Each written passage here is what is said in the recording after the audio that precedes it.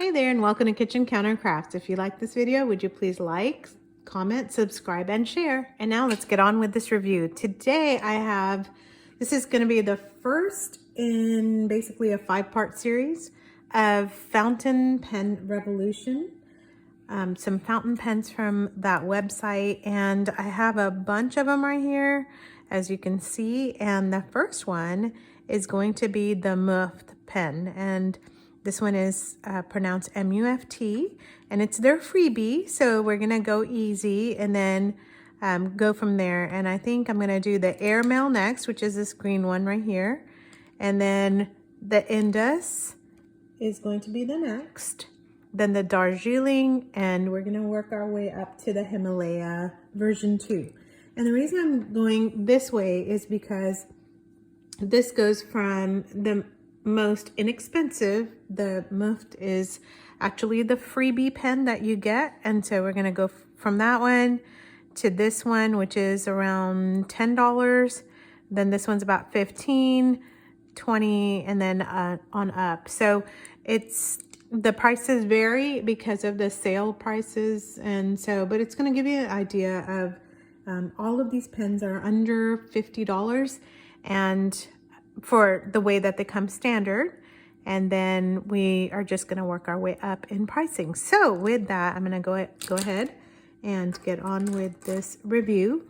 And this is going to be the Muft pen, and this is what it looks like. You don't really get a choice in the pen. It's free, and I don't know if any of you are Hindi speakers or Urdu speakers, but Muft, M-U-F-T, means free. So the Muft pen is basically saying the free pen.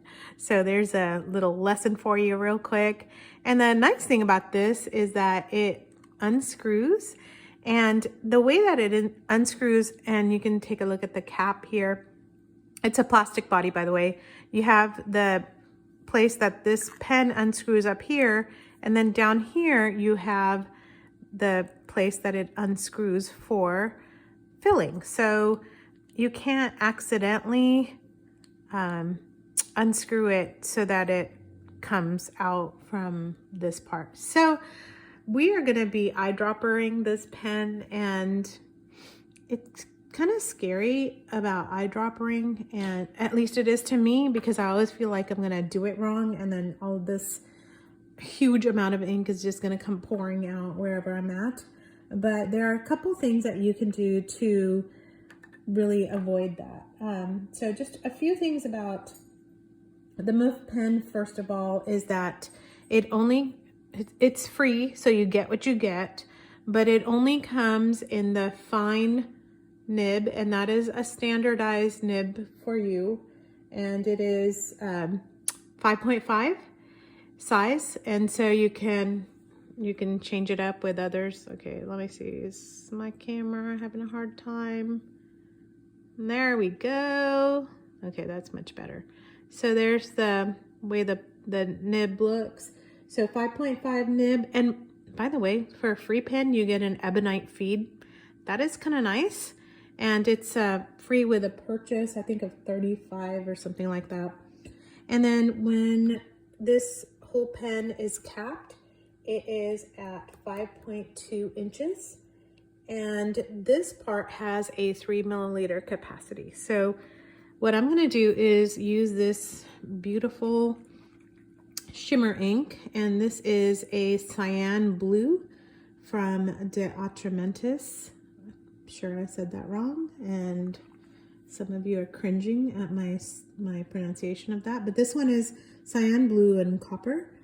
So you have to take these shimmer inks and really make sure that you are shaking them up so that they can get mixed in there. Now, the reason why I'm using a shimmer ink for this one is because, number one, it's free, and number two, it's a demonstrator pen. So it's going to be able to show me when my ink is, and I'm out of focus. There we go.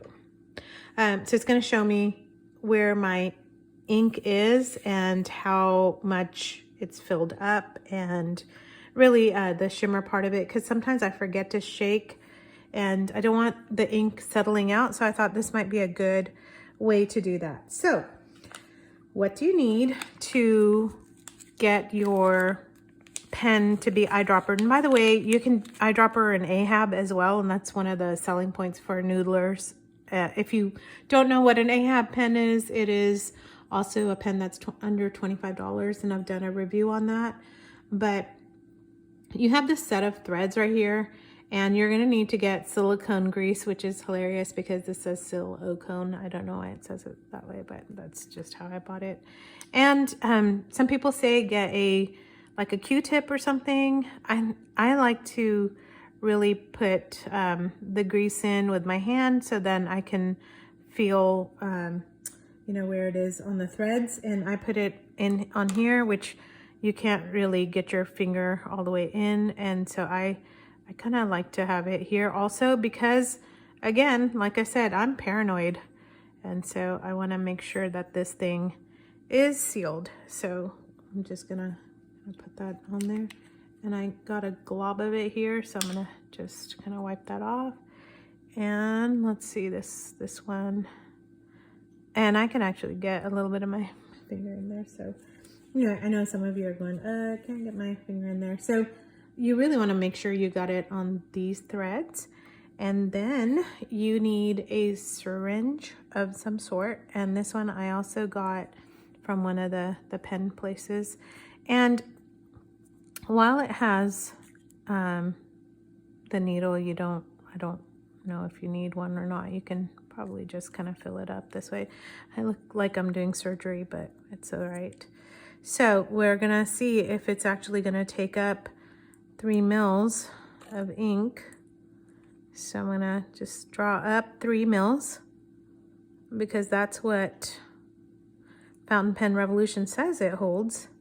And I'm gonna go ahead and fill this up with the ink, being careful not to touch the silicone spots. And I think that's yeah, that's pretty much, it's like 2.5 mils. So I'm gonna just set that down, and you can see that I have it almost all the way. I don't actually like to get it all the way up here. Again, kind of makes me nervous. You probably could get it up a little bit. Oh, I got ink on there. I don't want to do that. Well, that's okay. It's all right. It's all right. Okay, another thing that I forgot to do is you can wash out your pens, and I forgot completely to do that on my Ahab review. So one of the things you probably want to do is to do a fountain pen wash. They make these. You can purchase the washes. I have one from Goulet. I know Pen Chalet makes them as well. And then there's a lot of recipes on making your own pen wash. And so you can do that also. And what you would do is, because you don't really have a contraption to kind of wash out this pen, and I'm going to just wipe this off with my icky, nasty towel. And while there isn't something to get the ink, what am I saying? On the pen, what you want to do for the wash is just lay your pen in there. And oh, that's what I was saying about the converter. You don't have a converter because it's an eyedropper pen. I'm losing my mind.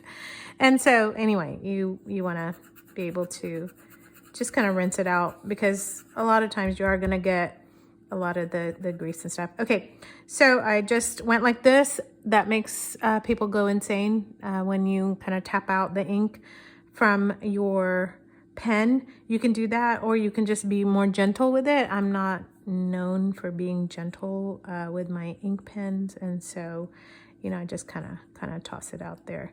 And this ink is so pretty. I don't know if you can tell, but you can see there's copper in it. Oh yeah, that is so pretty. So it has that copper and the cyan. This is copy paper, and so I just wanted to show you what this looks like on copy paper.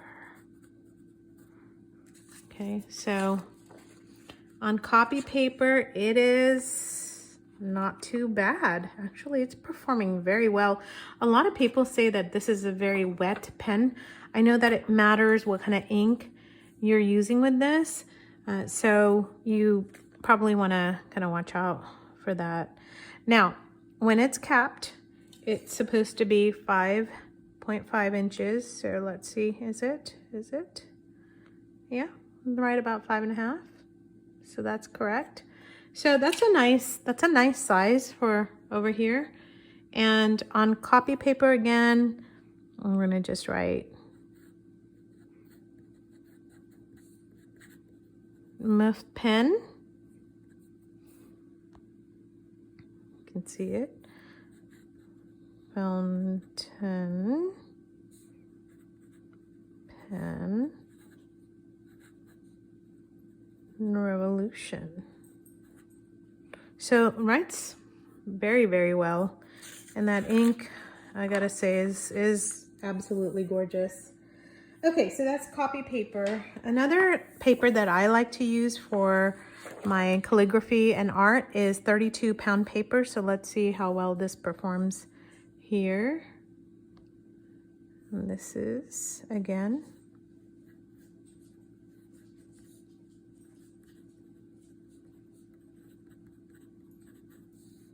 and a fine nib, right? So it's a fine standard nib. So not much flexing or anything at all. And I know people like the wet test, there we go. But that's more, I think, of the ink than anything else. Ooh, this is very nice. So there you have it for that free pen. And I have to say, it's a free pen. So I've read some reviews on this that are not very nice. My whole thing is, if you're getting a free pen with an ebonite feed, I mean, what do you expect? It's also a wonderful pen for under $10. So if you want to you don't know what fountain pens are like or what they're about, you want to just give it a whirl, I would say try this one out. And I think that you are gonna be quite pleasantly surprised. And I think you should maybe just even, try it out. So I hope you like this very fast review. And if you like this video, press like. And if you have some comments, I'd love to hear from you. Thank you. Bye.